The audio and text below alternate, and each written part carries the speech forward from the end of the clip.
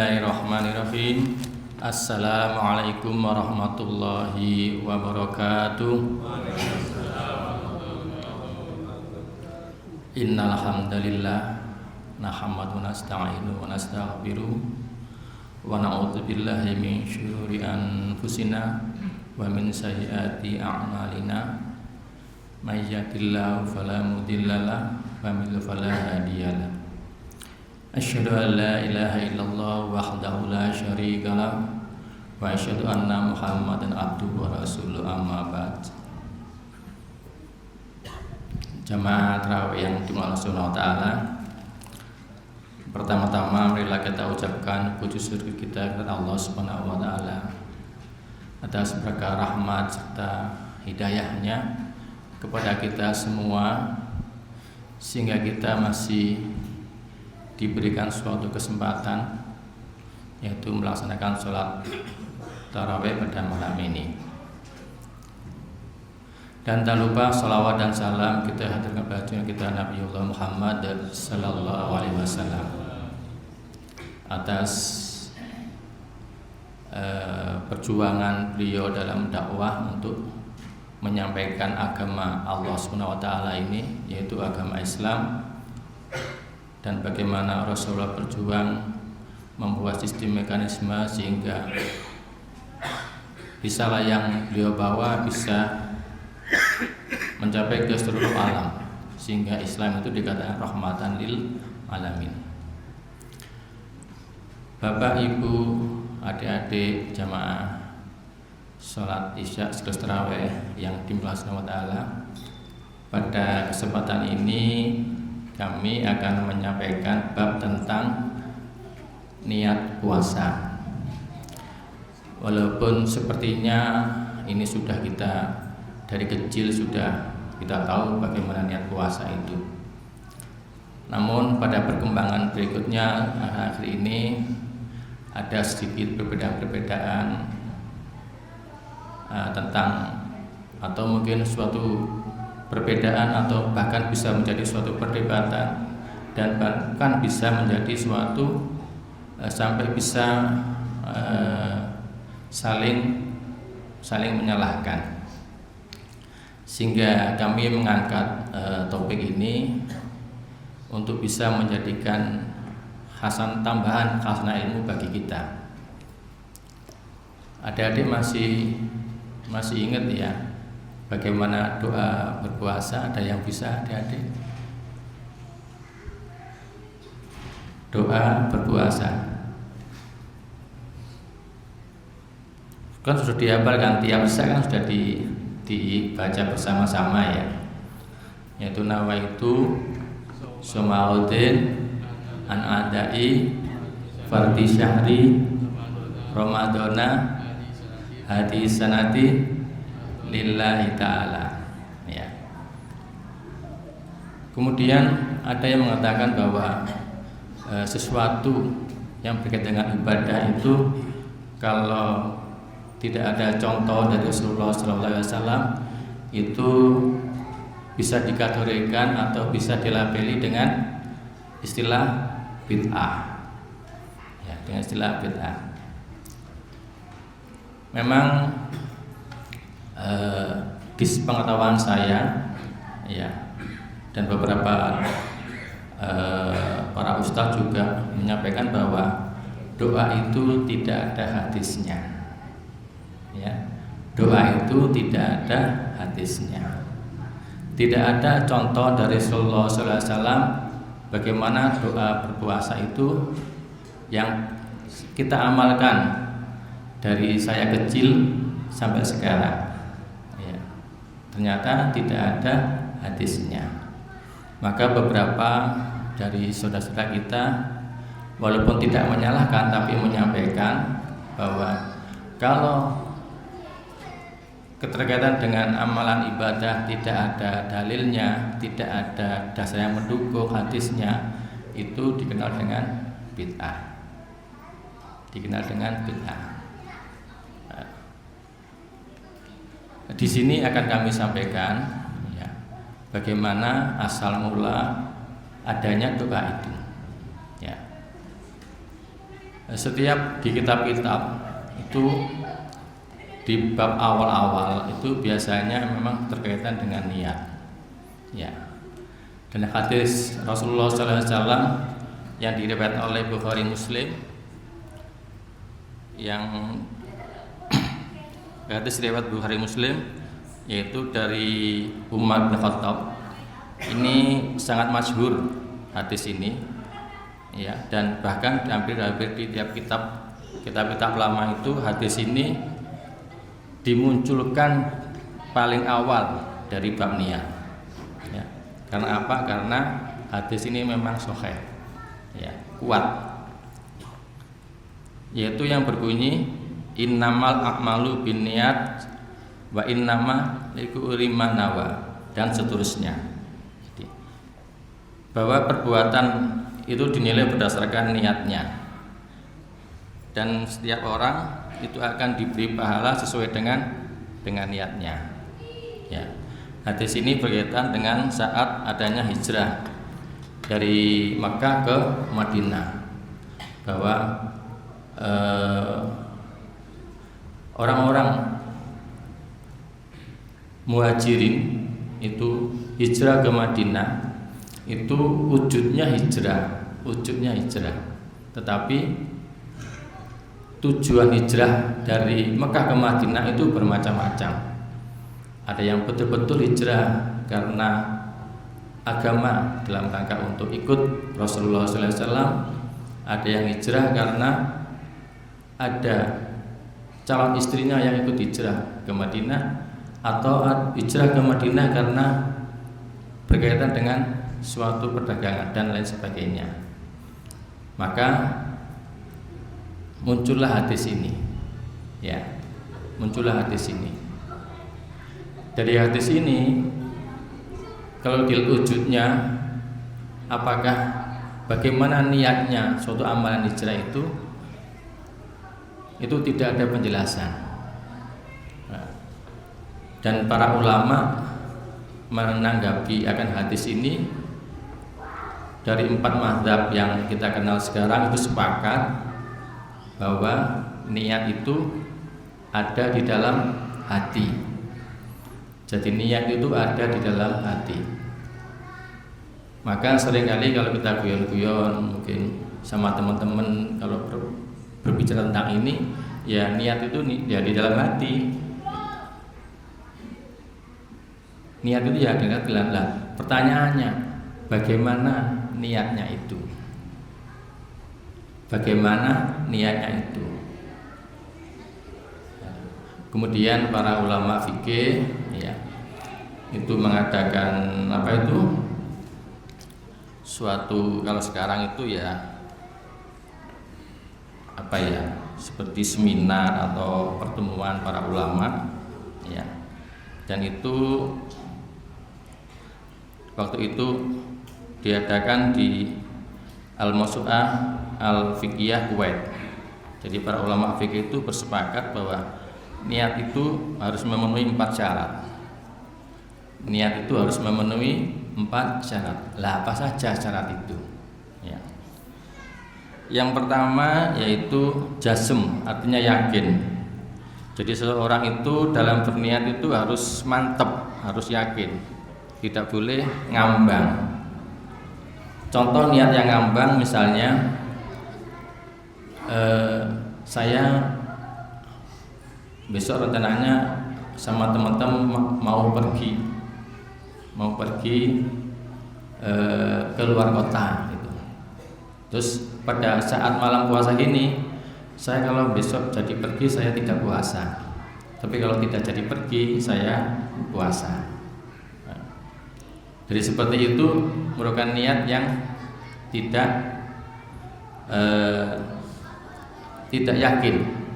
Jadi harus yakin betul bahwa saya besok puasa atau saya besok tidak puasa. Jadi yang syarat pertama yaitu jazm atau yakin. Yang kedua yaitu takyin. Takyin itu maksudnya ditentukan. Jadi niatnya itu untuk apa? Niatnya itu harus spesifik, ya. Apakah niat itu puasa? Oh saya bisa puasa. Puasanya puasa apa? puasa wajib. Lah puasa wajib yang mana? Puasa Ramadan atau puasa kafaroh atau yang lain? Jadi harus ditentukan spesifik. Saya besok niat puasa wajib puasa Ramadan. Jadi harus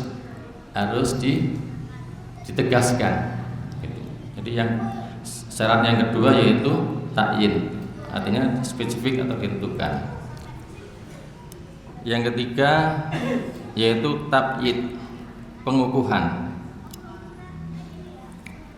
Maksudnya dari pengukuhan itu yaitu niat itu dilakukan sebelum amal itu dikerjakan. Ya. Kalau puasa Ramadan berarti niatnya itu sebelum dikerjakan. Kapan mengerjakan puasa? Mulai dari subuh sampai maghrib. Jadi niat puasa itu harus diniatkan setelah maghrib dan sebelum subuh. Bagaimana kalau saya belum niat kemudian ketiduran? Tidur kemudian besok bangunnya sudah azan subuh. Berarti kita tidak melakukan sahur. Terus kita puasa. Bagaimana puasa itu? Tidak sah. Karena belum niat sebelum amal itu dilakukan. Itu untuk untuk puasa Ramadan. Beda dengan puasa sunnah. Kalau puasa sunnah itu tanpa niat, kemudian puasa boleh. Dan itu banyak dicontohkan oleh Rasulullah SAW saat beliau mendatangi istrinya, kemudian menanyakan kepada istrinya apakah ada yang bisa dimakan hari ini. Kemudian istrinya menjawab, tidak ada ya Rasulullah. Oh baik, kalau begitu saya puasa. Di puasa sunnah ini boleh. Tapi kalau puasa Ramadan tidak boleh, harus sebelum amal itu dilakukan. Ini sebagaimana hadis riwayat Ibnu Majah dan An-Nasa'i, yaitu yang berbunyi malam yajib yaqnus syama qabla al-fajri fala syama lahu. Jadi barang siapa yang tidak berniat puasa sebelum fajar, maka tidak ada puasa baginya. Jadi ini dalilnya bahwa khusus untuk puasa Ramadan niat itu harus dikukuhkan atau diniatkan sebelum amal itu dilakukan, yaitu sebelum subuh. Ya. Kemudian yang terakhir yaitu syarat yang keempat, yaitu tajdid al niyah. Maksudnya itu niatnya itu harus diperbarui. Nah ini ada perbedaan dari 4 mazhab.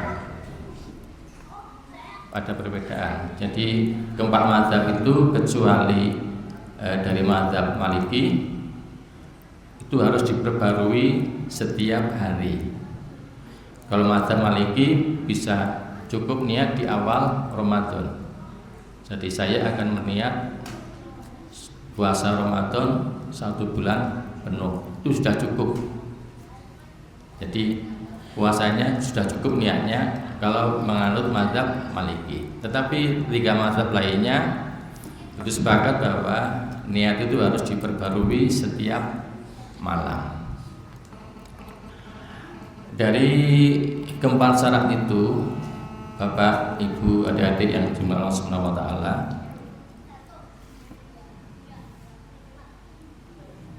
kemudian ada ulama yang mengikuti mazhab Syafi'i. Ya, ada ulama yang mengikuti mazhab Syafi'i, yaitu Imam Al-Rafi'i Al-Quswaini. Beliau ini wafat di 623 Hijriah. Ya. Ini ulama pengikut mazhab Syafi'i.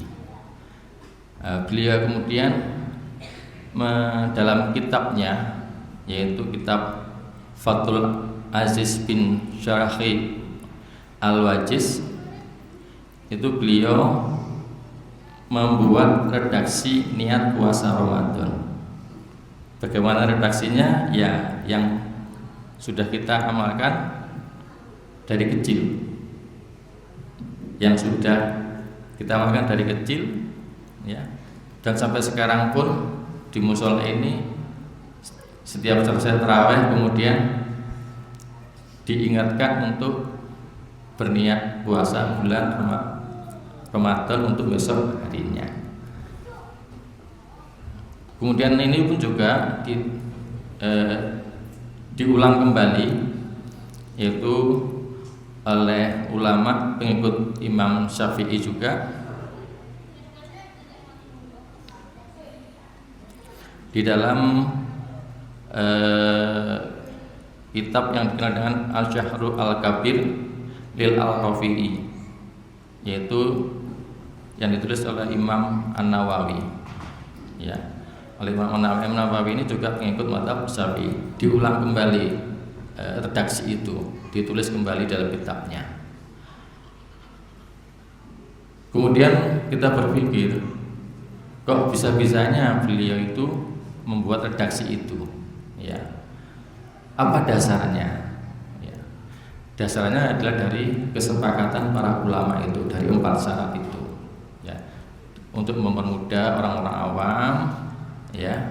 Kemudian dibikin redaksi, dan redaksi itu sudah meliputi atau melingkupi 4 syarat sahnya niat.